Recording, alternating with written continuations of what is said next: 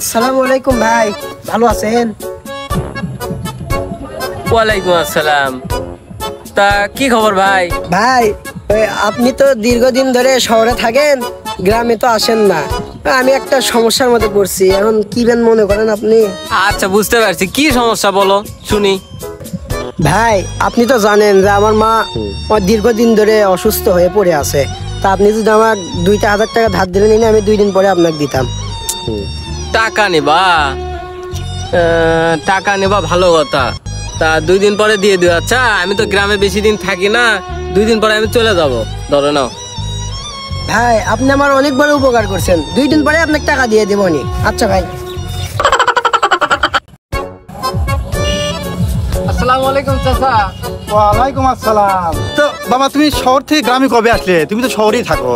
চাচা আমি তো শহরেই থাকি, গতকালকে আসছি। তা চাচি কেমন আছে? কে বাবা, তুমি জানো না তোমার চাচি তো 1.5 বছর আগে মারা গেছে।